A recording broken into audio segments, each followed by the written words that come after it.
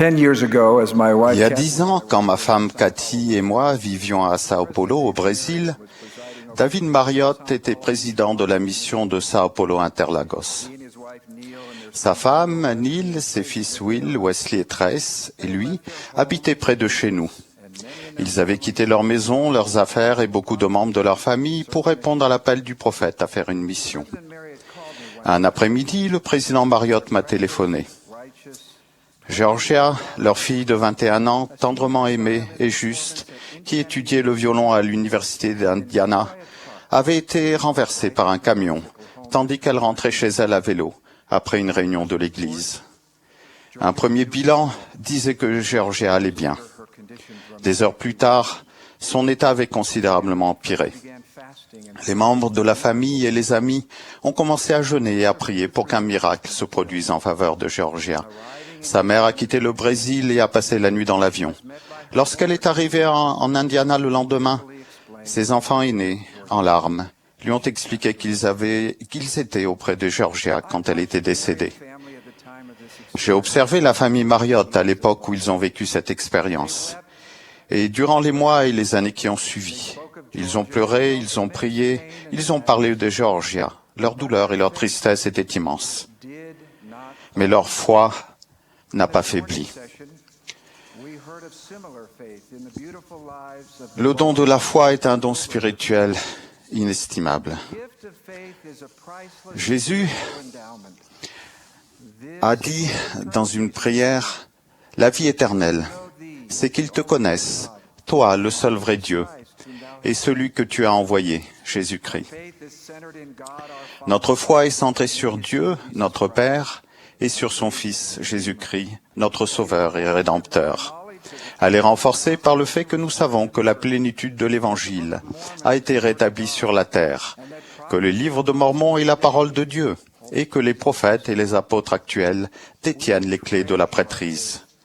Nous chérissons notre foi, nous nous efforçons de la renforcer, nous prions pour qu'elle grandisse, et nous faisons tout ce qui est en notre pouvoir pour la protéger et la défendre. L'apôtre Pierre a identifié quelque chose qu'il a appelé l'épreuve de votre foi. Il l'avait lui-même vécu. Souvenez-vous de ce que Jésus a dit. « Simon, Satan vous a réclamé pour vous cribler comme le froment, mais j'ai prié pour toi, afin que ta foi ne défaille point. » Pierre a plus tard encouragé les gens en disant « Ne soyez pas surpris de la fournaise qui sévit parmi vous pour vous éprouver, comme s'il vous arrivait quelque chose d'étrange. » Ces épreuves difficiles ont pour but de vous rendre plus forts, mais elles peuvent diminuer et même détruire la confiance que vous avez au Fils de Dieu et affaiblir votre détermination de tenir les promesses que vous lui avez faites. Ces épreuves sont souvent déguisées et de ce fait difficiles à définir. Elles prennent racine dans nos faiblesses, notre vulnérabilité, notre sensibilité ou dans les choses qui comptent le plus pour nous. Une épreuve réelle, mais surmontable pour l'un, peut être insoutenable pour un autre. Comment restez-vous constant et immuable quand votre foi est mise à l'épreuve? Vous vous immergez dans les choses qui vous ont aidé à construire le corps de votre foi. Vous faites preuve de foi en Christ, vous priez, vous méditez sur les Écritures, vous vous repentez, vous respectez les commandements et vous servez les autres. Lorsque vous affrontez une épreuve de la foi, quoi que vous fassiez, ne vous éloignez pas de l'Église. Vous éloigner du royaume de Dieu lorsque votre foi est mise à l'épreuve, c'est comme quitter la sécurité d'un refuge sûr, juste au moment où la tornade approche. L'apôtre Paul a dit, « Vous n'êtes plus des étrangers, ni des gens du dehors, mais vous êtes concitoyens des saints, gens de la maison de Dieu. » C'est au sein de l'Église que nous protégeons notre foi. Nous réunissant avec des gens qui croient, nous prions et nous trouvons des réponses à nos prières. Nous adorons Dieu par la musique, nous témoignons du Sauveur. Nous nous servons les uns les autres et nous ressentons l'Esprit du Seigneur. Nous prenons la Sainte Seine, recevons les bénédictions de la prêtrise et allons au temple. Le Seigneur a déclaré, Le pouvoir de la divinité se manifeste dans ces ordonnances. Lorsque vous affrontez une épreuve de la foi, restez dans la sécurité de la maison de Dieu. Ici, il y a toujours une place pour vous. Aucune épreuve n'est si grande que nous ne puissions la surmonter ensemble. Le président Thomas S. Monson a dit « La boussole morale de la société a évolué rapidement. Des comportements autrefois considérés comme inconvenants et immoraux sont maintenant considérés par le plus grand nombre comme acceptables. Il y a dans l'Église beaucoup d'adultes seuls qui sont loin de leurs premières années d'adultes. Bien qu'ils trouvent que leur vie actuelle est différente de ce qu'ils avaient prévu, ils respectent la loi de chasteté. Cela peut être une épreuve de leur foi. J'exprime mon profond respect et mon admiration pour ces disciples du Christ. Dieu a ordonné que les pouvoirs sacrés de procréation ne doivent être employés qu'entre l'homme et la femme légitimement mariés. Dans le Nouveau Testament, le Sauveur a élevé le niveau de la morale pour ses disciples quand il a déclaré « Quiconque regarde une femme pour la convoiter a déjà commis un adultère dans son cœur. » Il nous a enseigné à ne pas condamner les autres. Mais il ne craignait pas de parler sans détour. Il a dit « Va et ne pêche plus. » Nous avons une amie dans la famille. Vous connaissez probablement quelqu'un comme elle, ou vous lui ressemblez peut-être. Toujours fidèle, elle œuvre généreusement dans l'Église, est admirée dans sa vie professionnelle, chérie de sa famille, et bien qu'elle se soit attendue à se marier et avoir des enfants. Elle est célibataire. Elle dit « J'ai décidé de mettre ma confiance en Jésus-Christ. J'ai la foi qu'aucune bénédiction ne sera refusée si je reste fidèle à mes alliances, notamment si je respecte la loi de chasteté. » Un autre ami a été un missionnaire remarquable et a suivi une formation universitaire rigoureuse. Il espérait fonder une famille. Son épreuve de la foi était la suivante. Il se sentait attiré par les personnes du même sexe. Récemment, il m'a écrit ceci. « Dans ma bénédiction patriarcale, on me promet que j'aurai un jour ma propre famille. Si ce sera le cas dans cette vie ou dans la suivante, je l'ignore. Mais je ne veux pas faire quoi que ce soit qui compromettrait les bénédictions que Dieu a promises. C'est un défi de vivre la loi de chasteté. Mais ne sommes-nous pas venus sur terre pour faire face à des défis et pour montrer à Dieu notre amour et notre respect en obéissant aux commandements? J'ai la bénédiction d'être en bonne santé, d'avoir l'Évangile, une famille aimante et des amis fidèles.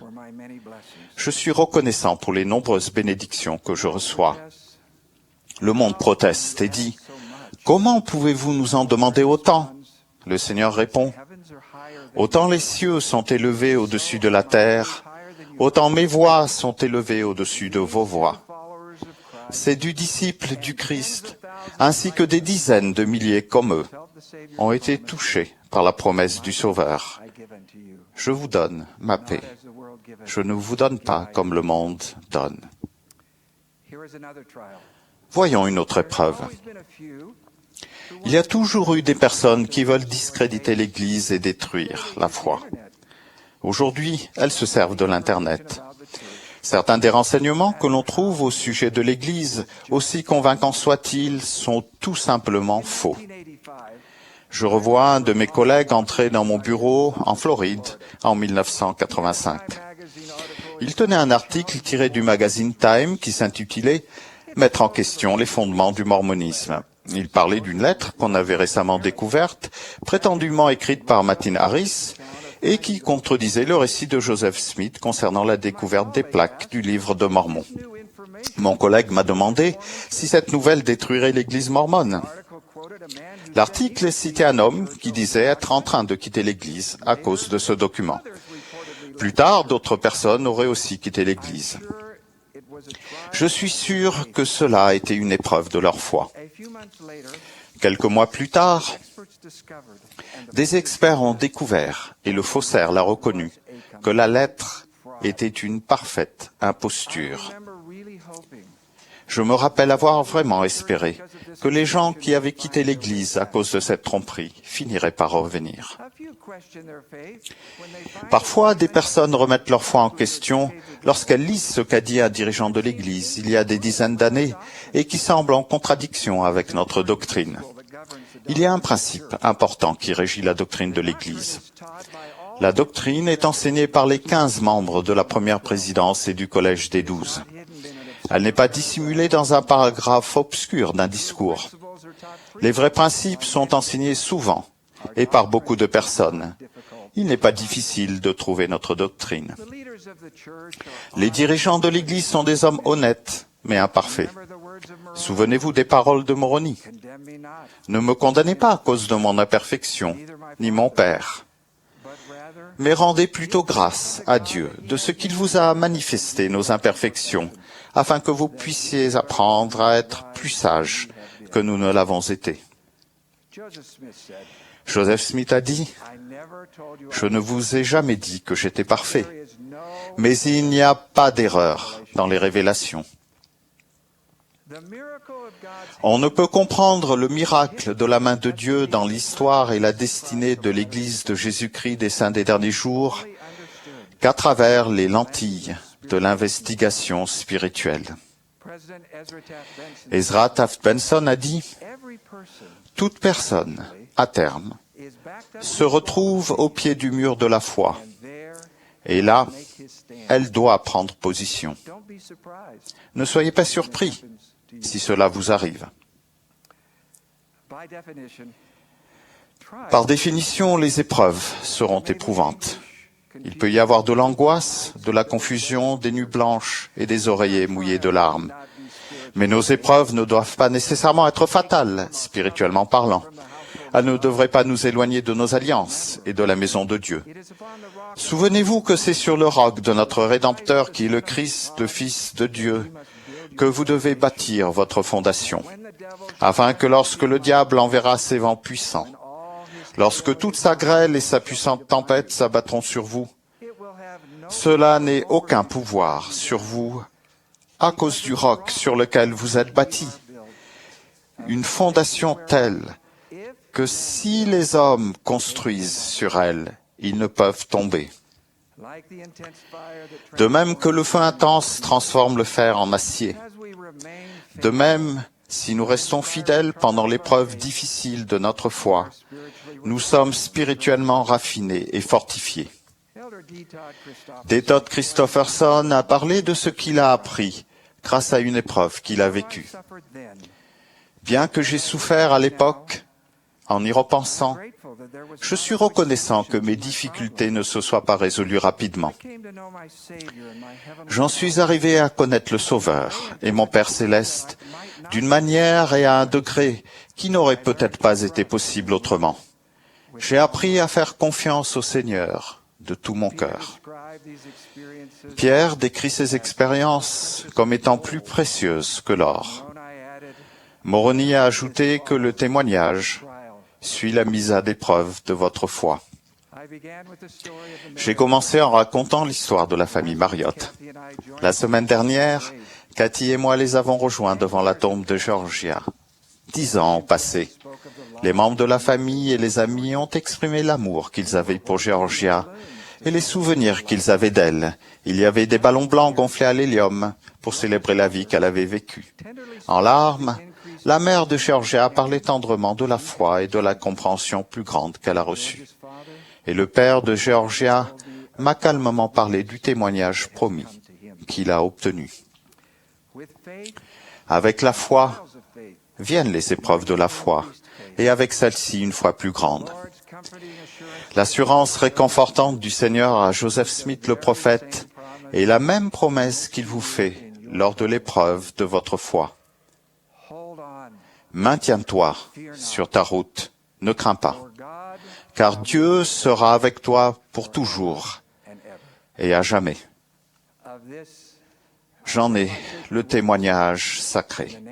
Au nom de Jésus-Christ, Amen.